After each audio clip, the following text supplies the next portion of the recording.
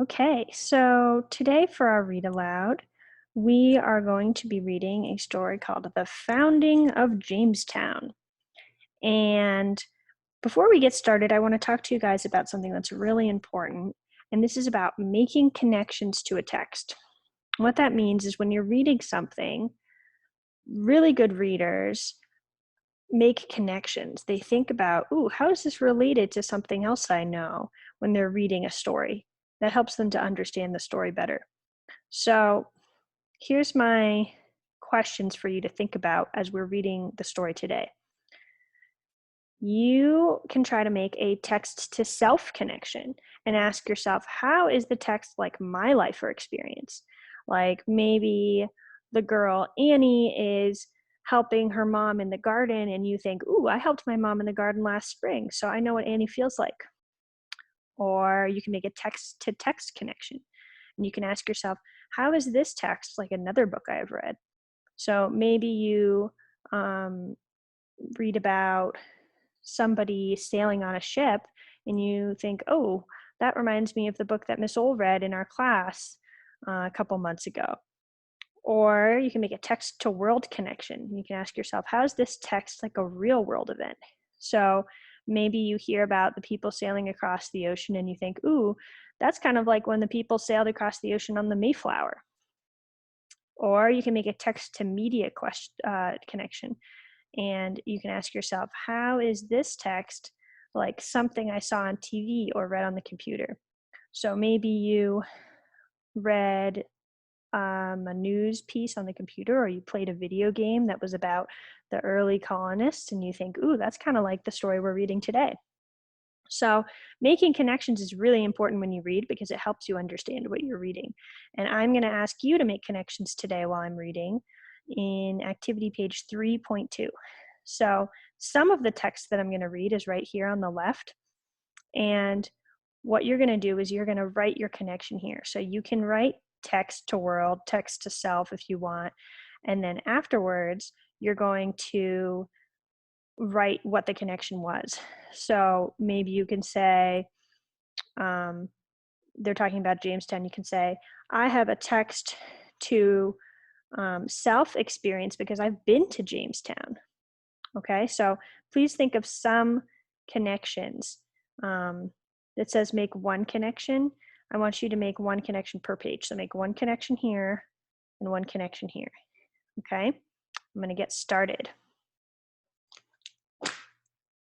Once word got out about Christopher Columbus's successful voyages across the Atlantic, many other adventurers and explorers sailed off in search of this wondrous place.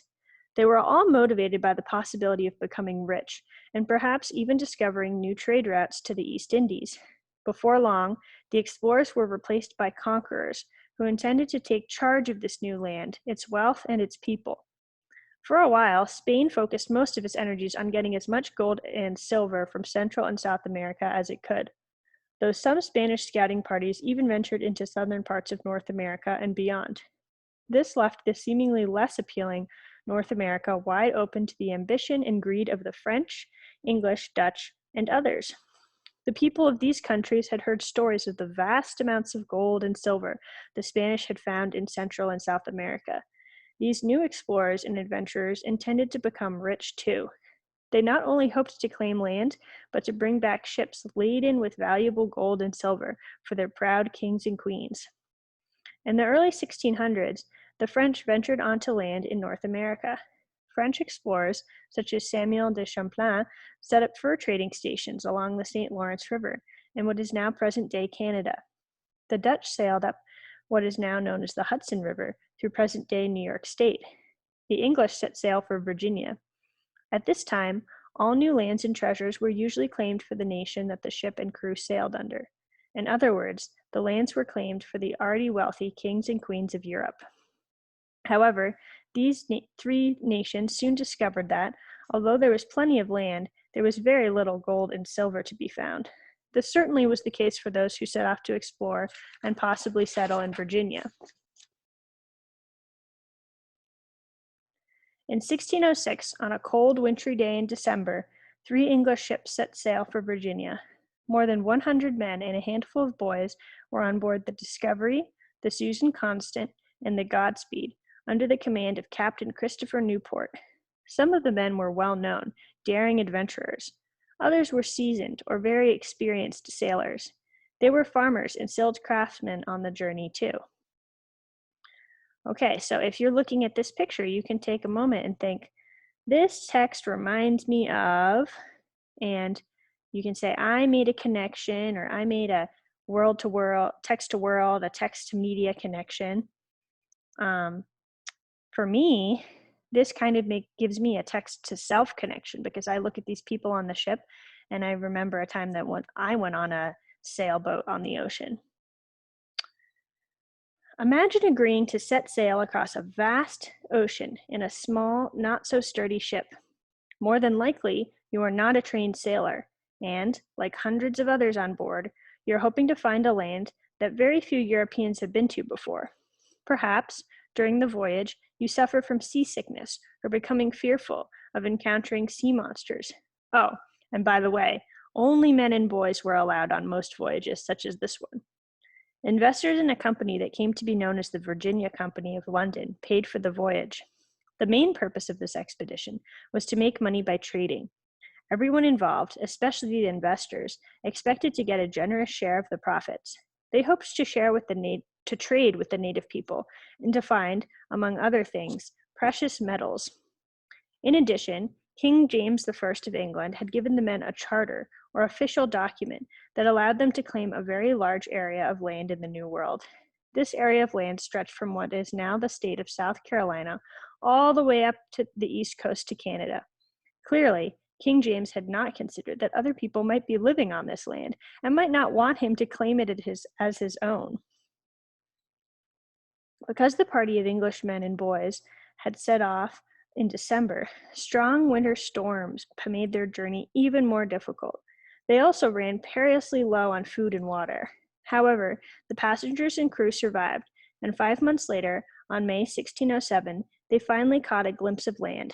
They sailed closer to the shoreline into what is now called the Chesapeake Bay area. As they approached this new land, they decided to sail up a wide river they had spotted to avoid being seen by the Spanish, some of whom were exploring the present-day areas of Florida and Georgia. Because King James was eager to claim everything the English saw, this river was promptly named the James River in honor of His Royal Highness. This would be the final part of their journey.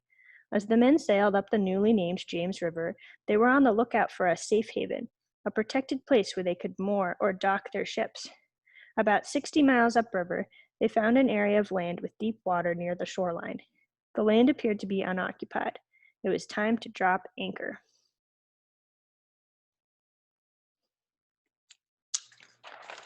The next day, the would-be settlers ventured ashore. With much pomp and circumstance, they stepped onto Virginia's soil. Pomp and circumstance is like, ooh, let's celebrate and blow some horns and things.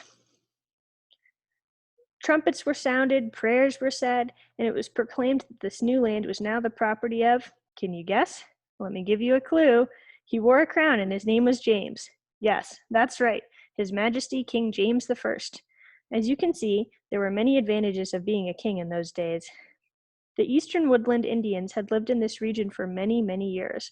What they thought of the arrival of these uninvited visitors is not clear. No doubt they kept a careful eye on these strangers from the safety of the shadowy forests. Although some Native Americans had heard about and come in contact with the Europeans, they did not know or trust this particular group. One thing was certain: they were not going to hand over their homeland to King James willingly. Okay, so you can say, this text reminds me of, or I made a text to media connection. So think about a connection you might have to what you're hearing so far. I just thought in my head as I was reading that I made a text to media connection, because this story is already starting to sound a little bit familiar to the movie Pocahontas. Has anyone ever seen that movie? Remember when the people arrive, the settlers arrive, and Pocahontas is sitting in a tree and she thinks she sees big clouds, and then she realizes the Native Americans have come, and they're not so sure what they think about it. They're a little bit scared. As it was late spring, it was warm, and there was an abundance of plants and wildlife. The settlers cheerfully set to work. They began to construct a small settlement containing basic homes, a storehouse, and a chapel. To protect their settlement, they built high walls made of logs around it and placed a cannon nearby. There was only one possible name for this new settlement, and it was, of course, Jamestown. Jamestown became England's first permanent settlement in America. It wasn't long before a group of Powhatan, led by a chief of the same name, came to watch what these intruders were up to. As the days went by, the Powhatan became angry at the sight of what appeared to be the construction of a permanent settlement. Eventually, the Powhatan took action and attacked the settlers. The settlers had not chosen the site of their settlement wisely. So close to the water, the land turned out to be marshy and full of mosquitoes. When they dug down into the earth to find drinking water, they found the water was virtually undrinkable because it was brackish or salty. To add to the problems, some of the settlers wanted to focus on searching for gold and silver instead of planting seeds for much needed crops. Away from the safety and familiarity of England, the group began to disagree. It was clear that the settlers of Jamestown needed a leader. At some point during the summer, it was decided that Captain Newport and a small group of men would take the Godspeed and Susan Constant back to England. Once there, they would spread the news about this new land that King James and England had acquired, and they would load up the ships with much-needed supplies to return to Jamestown. With this decision made, someone needed to take charge of those staying behind. For a while, several of the men argued about who knew best what to do and how to survive. Then, as the weather became warmer, much warmer than they were used to in chilly England, various members of the party became sick with fever and disease that could not be cured. People began to die. With death, sickness, and disputes, or arguments, occurring daily, not enough work was being done to prepare for the cold winter months. One man in particular realized that this was a big problem. In order to survive, he knew that he would have to come up with a plan. This man's name was Captain John Smith. Ooh, I bet some of you recognize that name. And I bet some of you can predict what's going to happen next. Okay, so that's the end of our read aloud today. And just like I said, you're going to be working on making connections to the text with activity page 3.2. Here are all the connections again: text to self, text to text, text to world, text to media. You don't have to make one of each, but pick two that you made connections to. Okay, and then after that, you are going to be reading, hold on a sec, chapter 3, which is called Jamestown Part 1, New Life. And let's see which activity page. You're going to be doing activity page 3.1 for the reading. So that is this one right here. And that's just answering some questions about the reading. Okay?